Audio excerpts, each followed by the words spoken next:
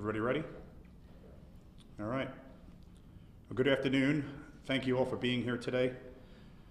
Today marks a significant milestone in the pursuit of justice for a young woman whose life was tragically taken from her more than 3 decades ago. On September 23rd, 1991, the St. Cloud Police Department responded to a homicide near Neptune Road, approximately 1/2 mile west of Kissimmee Park Road, now known as Old Canoe Creek Road. There, we discovered the body of 27-year-old Julia Sue Wilbanks, who had been brutally stabbed approximately 17 times, including fatal wounds to her heart.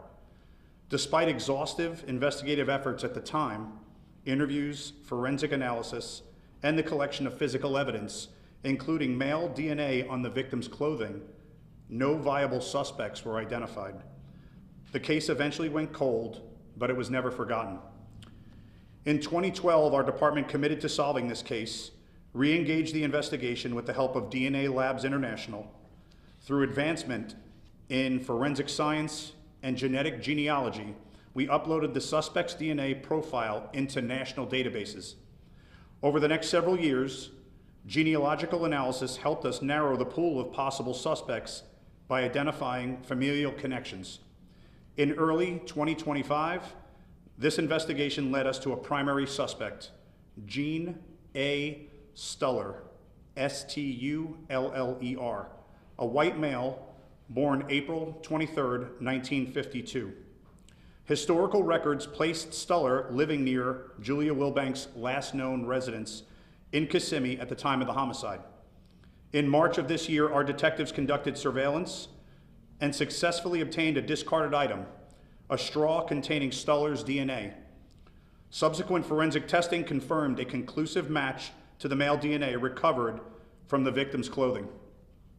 To illustrate the strength of this evidence, it is 1.9 trillion times more likely that the DNA came from Gene A. Stuller than from an unrelated individual. I'll say that again, 1.9 trillion times more likely. Statistically, the probability of a coincidental match was approximately 1 in 930 septillion. With this information, our detectives submitted an arrest warrant, which was signed by the Honorable Judge Eric Dubois.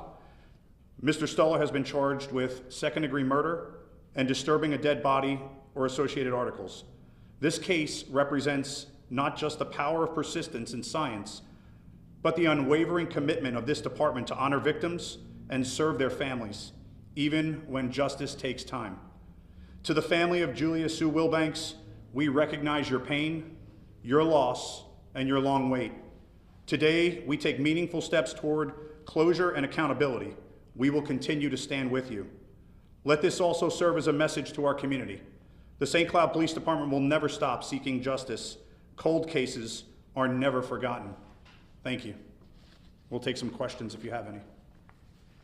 33 or so years later, how do your investigators, your detectives, everybody continue pushing forward? At some point, it's got to feel like you're just battling uphill. I will tell you, we're blessed with the staff that's here. Our detectives did an amazing job on this.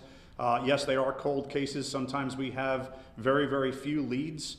However, they're constantly reevaluated, especially with the new and emerging technology. And I will tell you, we have young and eager detectives, very, very talented, very qualified. And I will tell you, that's how this really came to fruition.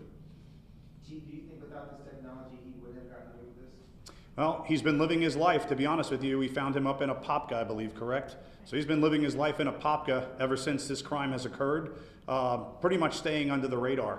If I'm not mistaken, I think he had a few different charges, some DUIs, I believe, but nothing major that would have really brought him up onto the radar for anything.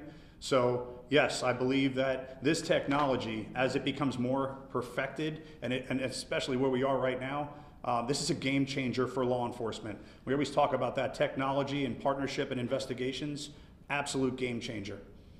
Has he said, or has he said to investigators why he never turns himself in, or why he just let it just go under the radar? So that's subject to the investigation. He's here currently being interviewed, so I don't have all that information as of yet. But there's clearly more to follow on this case. But I will tell you, it's almost impossible to argue with the facts here, and specifically to how his blood would have been on the victim's clothing. you know, I said it again, 1.9 trillion times more likely that the DNA came from Mr. Stuller than another individual. So that's staggering. The numbers are staggering. So we feel confident he was there. Whether he participated in the homicide, but he was certainly at that location.